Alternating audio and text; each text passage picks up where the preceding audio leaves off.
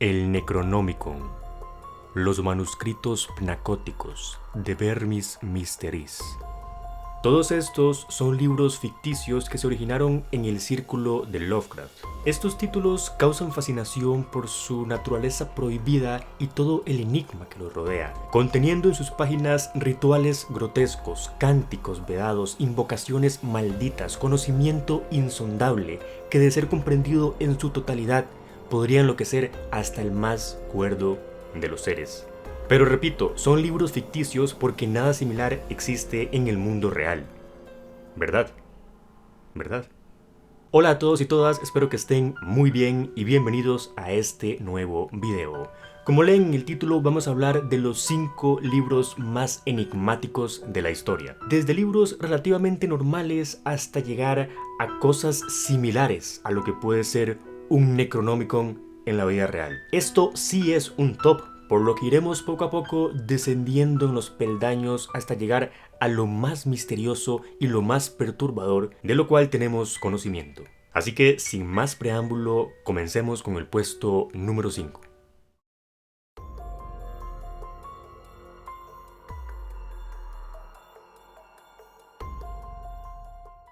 Y en este puesto se ubica una novela llamada The Cavern of Death, que en español sería La Caverna de la Muerte. The Cavern of Death cuenta la historia de Sir Albert, que sobrevive a un viaje por la Selva Negra y descubre que el amor de su vida está comprometido con un anciano varón adinerado. Mientras tanto, su amigo está tratando de matar al varón y reclamar a la mujer para sí mismo. Albert, por supuesto, debe valientemente rescatarla de ambos destinos no deseados, pero termina en la homónima Caverna de la Muerte, que está llena de fantasmas, esqueletos y otros horrores.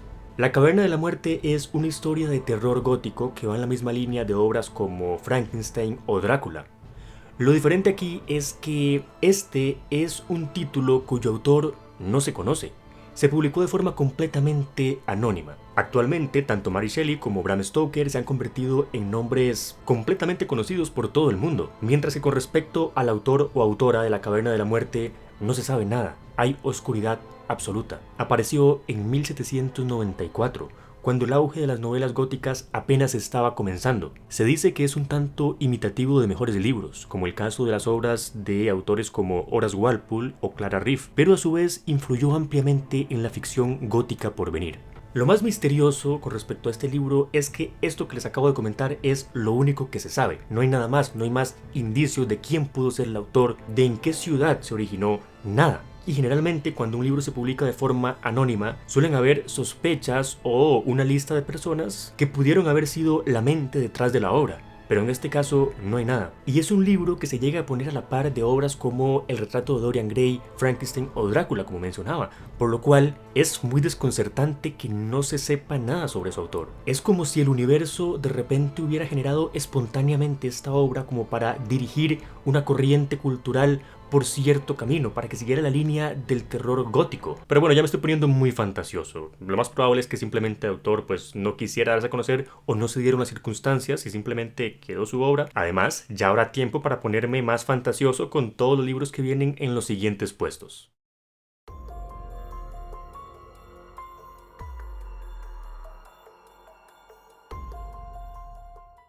El libro de Urantia es una obra espiritual, teológica y filosófica acerca de Dios, la humanidad, la religión, la filosofía y el destino. Fue escrita entre 1922 y 1939 y publicada por primera vez en Estados Unidos en 1955. En el texto se señala que ha sido escrito directamente por criaturas celestiales empleando a un ser humano dormido como forma de contacto. Existen controversias sobre su contenido e interpretación. Mientras para algunos es una revelación espiritual y obra filosófica, para otros no pasa de ser ciencia ficción. Realmente no existe una interpretación oficial de su contenido, por lo que queda a juicio de cada lector. La palabra Urantia es el nombre que se le da en el libro al planeta Tierra. Urantiano es así sinónimo de terrícola. El libro de Urantia fue publicado sin nombre de autor humano. Se dice que a principios de la década de 1920, el Dr. William Sadler coordinaba un foro que, conforme pasó el tiempo, se convirtió en una reunión de profesionales de todo tipo, doctores, abogados, dentistas, ministros, maestros, granjeros, amas de casa, secretarias, oficinistas y trabajadores comunes. Este foro generó la comisión de contacto que recibió los documentos de Urantia. La Fundación Urantia se formó entonces a partir de dicho foro y publicó el libro de Urantia por primera vez en 1955 en inglés. Desde entonces, el libro se ha traducido al alemán, coreano, español, estonio, finés, francés y más de 10 idiomas adicionales. En una resolución judicial de 2001, la fundación perdió los derechos de autor de la edición en inglés, por lo que el texto de la edición original es desde entonces de dominio público. Copias completas del libro se encuentran disponibles sin costo en internet en formato digital en todos los idiomas cuyas traducciones ya se han completado. Si bien resulta fascinante especular sobre si realmente este libro fue producto de alguna especie de contacto interdimensional o con seres de otro planeta o lo que puedan imaginarse, lo más probable es que haya sido una estrategia de marketing, lo cual se refuerza con todas las críticas que han surgido con respecto a su contenido, ya que contiene información y datos sobre el universo que actualmente se sabe que son falsos, pero que en la época en la que se escribió se pensaba que eran reales. Además, se habla de que el libro comete plagio, ya que toma información de artículos de la época de textos sin referenciarlos de ningún modo. Pero el misterio sigue estando allí, y personalmente es un libro que, al conocer su historia, me resulta llamativo leer, me da curiosidad. Pero bueno, con el siguiente puesto pasamos a un peldaño que está mucho más bajo ya en esta lista.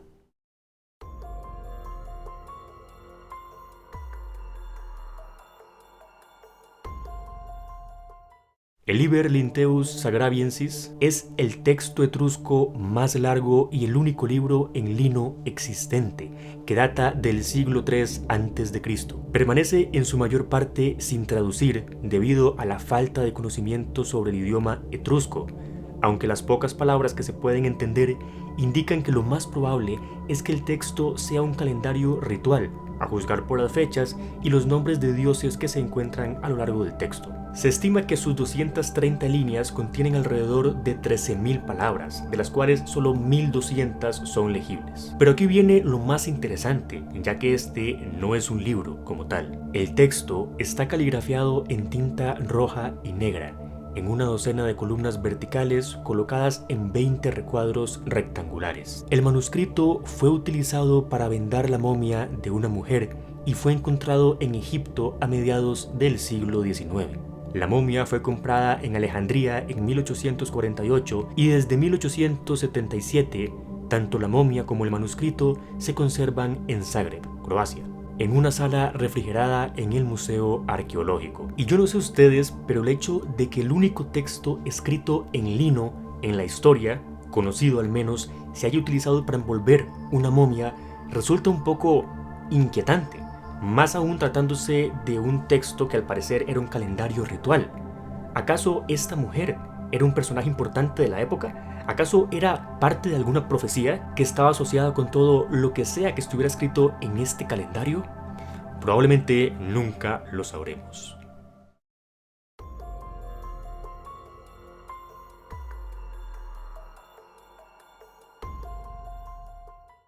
El libro de Zoiga es un tratado de magia en latín del siglo XVI. Este grimorio se creyó perdido hasta 1994, cuando se localizaron dos manuscritos en la Biblioteca Británica y en la Biblioteca Bodleiana. Cabe destacar que ambas versiones difieren solo ligeramente. La versión más extensa consta de 197 páginas, entre los conjuros e instrucciones sobre magia, astrología, demonología, listas de conjunciones, mansiones lunares y nombres y genealogías de ángeles. El libro contiene 36 grandes cuadrados de letras que no se han podido descifrar. Además, se citan tratados mágicos medievales completamente desconocidos. Pese a que parte del manuscrito está en latín, no resulta tan fácil de traducir como cabría esperar, pues está escrito en un inusual alfabeto y cuenta con múltiples secuencias de palabras invertidas. Únicamente una parte se ha conseguido descifrar con éxito, llegando a intuir la temática general del libro: magia, ángeles y demonios. Pero bueno, con respecto a estos ejemplares, ¿qué es realmente lo que se sabe? En su día, una de sus copias perteneció a John Dee, una de las figuras más misteriosas de su época, era matemático, astrólogo, ocultista, navegante, imperialista y consejero de la reina Isabel I de Inglaterra. John Dee tenía un particular interés por crear una biblioteca real, lo cual fue descartado por la reina. Pero él desde entonces comenzó a acumular libro tras libro, llegando a tener más de 3000 volúmenes, entre los cuales por supuesto estaba el libro de Zoega. Al parecer adquirió este libro en un largo viaje que realizó por Europa en busca de nuevos conocimientos mágicos. Este tratado le llamó la atención, desde luego, porque en sus páginas podemos encontrar numerosos hechizos, notas sobre astrología, consejos sobre demonología, reseñas de otros misteriosos libros mágicos y muchísima información sobre el mundo angélico. John Dee incluso afirmó haber interrogado al arcángel Uriel gracias al libro y le pidió orientación sobre su significado. La respuesta que recibió Dee fue que el libro había sido revelado a Adán en el paraíso por ángeles y que solo podía ser interpretado por el arcángel Miguel. No sé por qué esta información me resulta en exceso perturbadora. Además hay otro detalle, y es que debido a un subconjunto de errores presentes en ambos manuscritos, todo indica que el ancestro común de ambos ejemplares era también una copia de un manuscrito aún más antiguo. Y bueno, finalmente llegamos al puesto número 1, el libro más misterioso que se conoce hasta la fecha.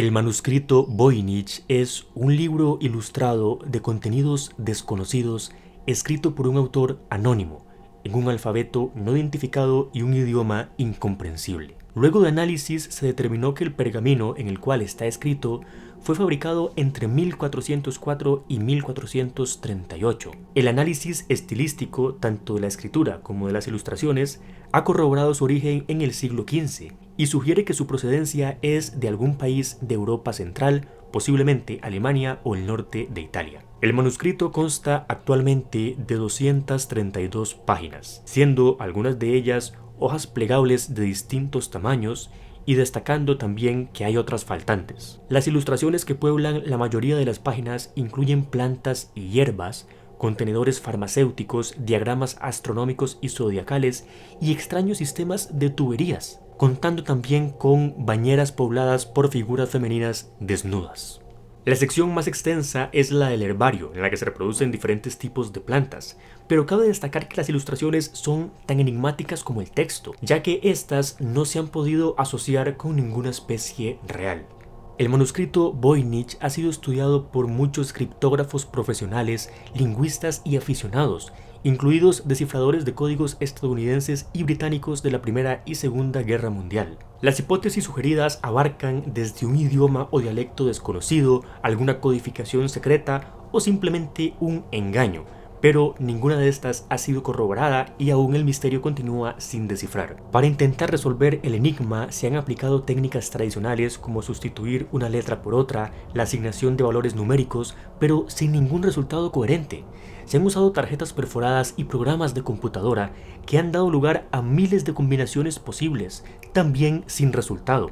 Si se trata de un libro encriptado, sus claves son tan intrincadas que nadie ha conseguido descifrarlas. Por eso se ha sugerido que está escrito en un lenguaje oculto no conocido al que se le ha dado el nombre de voynichés. Según lo que se ha podido inducir a partir de las ilustraciones, el libro contiene relatos esotéricos sobre ritos ocultos, y los dibujos de astros, plantas y mujeres serían símbolos alquímicos. Voynich no tiene traducción en ningún idioma conocido, ni se ha hallado la clave que haga posible su comprensión.